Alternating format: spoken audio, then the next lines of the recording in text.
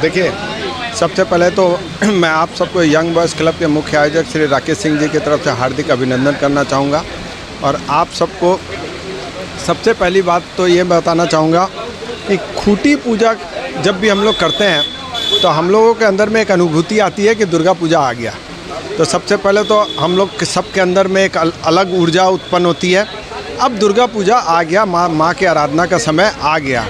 हम लोग खूंटी पूजा के दिन से ही मानते हैं कि नवरात्रि का आरंभ हो गया। 9 दिन नवरात्रि के आने में अभी समय है, मगर खूंटी पूजा के बाद में हम लोगों की अनुभूति उसी दिन की होनी स्टार्ट हो जाती है। तो हमारे मुख्य आयोजक श्री राकेश सिंह जी की तरफ से यंग बॉयज़ क्लब हर वर्ष की तरह इस बार भी एक नए कॉन्सेप्ट को लेके आ रहा है।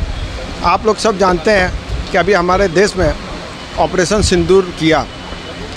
ऐसे में जब करोड़ों देशवासियों के हृदय में एक वेदना थी, एक दर्द था, और उस समय देश की सेना ने आदरणीय मोदी जी के नेतृत्व में ऑपरेशन सिंदूर किया, जिसमें देश को भारी सफलता मिली और लोग ने राहत की सांस ली कि जो निर्दोष व्यक्तियों को मौत के घाट उतार रहे हैं, ऐसे लोगों का क्या अंजाम होना चाहिए या क्या अंजाम हो सकता है, वो ऑपरेशन सिंदूर से दिखाया गया।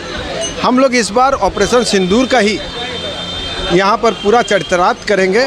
मैं ऐसा नहीं बोल सकता कि वहाँ जो घटनाएं हुई उन सबको हम लोग यहाँ पर मूर्ति रूप दे पाएंगे, लेकिन जितनी अपनी क्षमता है हमारी, हम लोग यहाँ पर उसको अब तस्वीर में उतारने की चेष्टा करेंगे। क्योंकि ऑपरेशन सिंदूर से सामर्थ्य भारत का एक रौद्र रूप विश्व ने देखा है। इसके पहले सामर्थ्य भारत का ऐसा रौद्र रूप हमने पहले कभी नहीं देखा था। ऐसा रौद्र रूप जिसमें हमारे पड़ोसी देश के को 2 दिन के अंदर में घुटनों पे ला दिया। ऐसे रौद्र रूप को चरितार्थ करने के लिए हम लोग अपने यंग बॉयज़ क्लब के ताराचंद दत्ता स्ट्रीट में ऑपरेशन सिंदूर का ही पूरा पंडाल बन रहा है।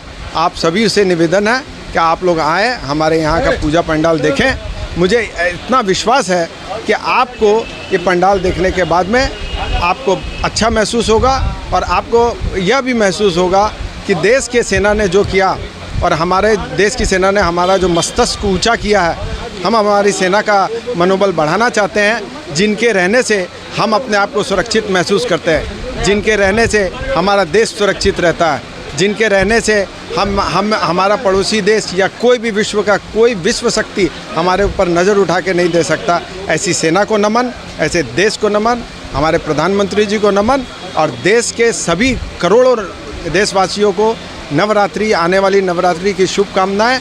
मैं ऐसा विश्वास करता हूं कि आने वाला दिन सबके लिए मंगलमय होगा, सुख शांति समृद्धि